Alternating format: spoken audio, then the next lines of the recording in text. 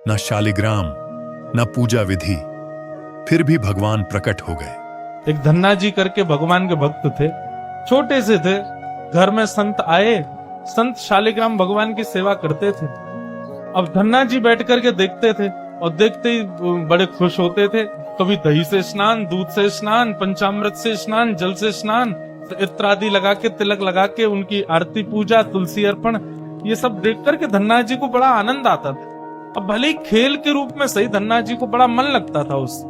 कुछ दिन बाद संत जाने लगे तो धन्ना जी रोने लगे, बोले कि आप तो चले जाओ लेकिन अपने ठाकुर जी मुझको दे जाओ, उनकी सेवा मैं करूंगा। अब तो इतना रोए, इतना रोए, इतना रोए धन्ना जी की संत का निकलना मुश्किल हो गया। तो संत ने क्या किया, रात्रि में धन्ना जी सोए, बाहर से काला काला एक पत्थर ले आए और उस पर इत्र आदि लगा के, उसको तिलक विलक लगा के उसको सिंहासन पर बैठा दिया और अपने ठाकुर जी को नीचे बैठा दिया। धन्ना जी सुबह बोले, संत जी आप मत जाओ, छोटे बालक। संत बोले, अच्छा देखो, अंदर आओ मंदिर में। मंदिर में गए तो बोले, देखो वो तो सिंहासन पर ठाकुर जी बैठे और नीचे हमारे ठाकुर जी बैठे, बताओ तुमको कौन से चाहिए। धन्ना जी बोले, मैं तो सिंहासन वाले लूंगा, बड़े वाले ठाकुर जी ले। बोले ठीक है, तो उनकी सेवा करो, अब हमको जाने। अपने शालिग्राम जी को लेकर के संत चले गए। अब धन्ना जी उस पत्थर की सेवा करते हैं, असली शालिग्राम तो संत अपने संग ले गए, लेकिन धन्ना जी इतने भाव से सेवा करते थे। महाराज लाल तिलक लगाने के लिए माँ ने रोली नहीं दिलाई तो ईंट ले आए, ईंट को घिस करके उसी से लाल लाल रोली बना दी, वही लगाते। भोग धराने के लिए फल तोड़ लाते। मतलब सेवा की व्यवस्था नहीं होती थी तो धन्ना जी कैसे ना कैसे करके करते थे। छोटे से बालक हैं, खेल खेल में सेवा करते थे। मैं संत किसी और के घर में आए तो धन्ना जी वहां जाके अपनी सब सेवा बताते, मैं ऐसे ऐसे करता हूँ। संत बोले, भोग नहीं लगाते अपने ठाकुर जी का? बोले भोग। बोले तुमको भूख लगती है? बोले हाँ, ऐसे ठाकुर जी को भी भोग लगाना चाहिए। छोटे बालक को ऐसे ही समझा दिया। अब तो धन्ना जी ने माँ से आज बढ़िया खिचड़ी बनवाई, कढ़ी बनवाई, रोटी सब्जी बनवाई और भोग लगा के ले गए ठाकुर जी के पास। संत ने बताया था पर्दा करके भोग लगाना, पर्दा लगा दिया, भोग ठाकुर जी के सामने धर दिया। धन्ना जी बार बार पर्दे में से देखें, खा ही नहीं रहे, ठंडा हो जाएगा भोग।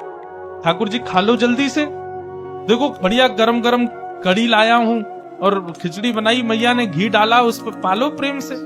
बहुत देर हो गई, ठाकुर जी नहीं पाए तो धन्ना जी वहीं लेट गए। बोले आप नहीं पाओगे तो मैं भी नहीं पाऊंगा, मैं भी भूखा ही रहूंगा फिर। अब इतना सहज सरल प्रेम धन्ना जी का, भूखे प्यासे धन्ना जी पड़े हैं नीचे, छोटा सा बालक है, ठाकुर जी से देखा नहीं गया। इतने में ही महाराज लेट गए धन्ना जी, उनको चटकारों की आवाज आने लगी।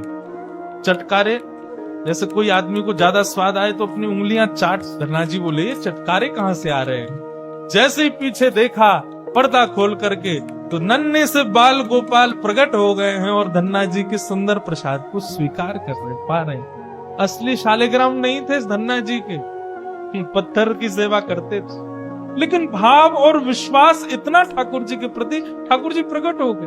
अब धन्ना जी थोड़े बड़े हो गए तो घर की गैयाएं चराने जाते थे और अपने ठाकुर जी को जेब में धर के ले जाते थे। गैया जब चरती थी तो पेड़ के नीचे बैठ के ठाकुर जी को निकाल लेते और कहते, ठाकुर जी अब कोई ना आए, प्रकट है जाओ। तो ठाकुर जी प्रकट हो जाते, धन्ना जी के साथ खूब लीला करते। ठाकुर जी ने धन्ना जी से कहा, आज गाय चराने नहीं जाओगे? बोले आज हमारी बुआ जी आई हैं, घर में बहुत सारे मेहमान आए, आज हम नहीं जाएंगे। तो ठाकुर जी बोले, एक काम कर, गैयान को गांव से बाहर ले जा और मुंह को भी बाहर पधराया, तेरी जगह आज गैया मैं चराया हूँ। तो यही होने लगा। अब थोड़ी दूर तक धन्ना जी जाते, उसके बाद ठाकुर जी को बाहर निकालते और ठाकुर जी प्रकट हो जाते, गैया चराने ठाकुर जी जाते। आज 11-12 साल हो गए, वो संत आए जिनके शालिग्राम जी की सेवा थी। संत जैसे आए, धन्ना जी ने प्रणाम किया, जय हो मेरे गुरुदेव, गुरु जी के चरणों में प्रणाम। गुरु जी आपने ऐसे ठाकुर जी प्रदान किए, मेरा तो जीवन उत्सव हो गया। अच्छा कहाँ है तुम्हारे ठाकुर जी, सेवा पूजा कैसी चल रही है, अभी तक कर ही रहे हो? उनको लगी पत्थर है, बचपन में की होगी, अब तो बड़ा हो गया।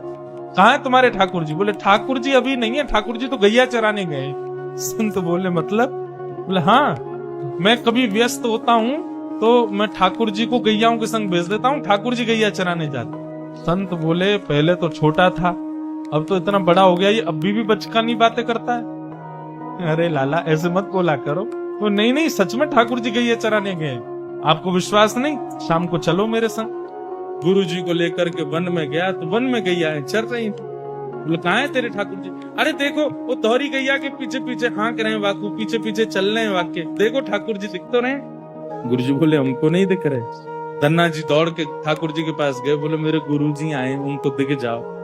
भगवान बोले उनको नहीं दिखेंगे हम बस तुमको ही देखेंगे, तुम्हारे सखा तुमको दिखेंगे, सबको थोड़ी दिखेंगे।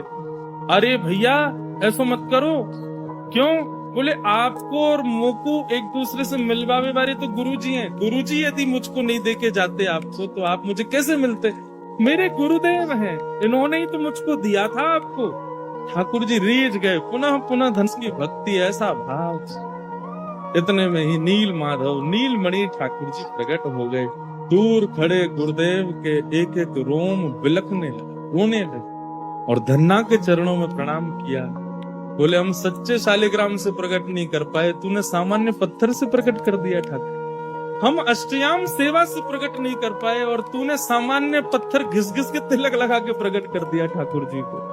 हम 56 भोग पधरा करके ठाकुर जी को प्रकट नहीं कर पाए, तू बेसर की रोटी खवा के ठाकुर जी को चटकारे दिलवा। हम यहाँ ठाकुर जी से प्रार्थना करते हैं कभी त्रिभंग लली से सीधे लली भी बन जाओ, नेक पूरे दिन यूं ही खड़े रहो, दर्द है जातो को हाथ में ने हाथ सीधे कर लो। तू ठाकुर जी से गैया चरवा रहा है अपनी। धन्य है धन्ना तेरी भक्ति।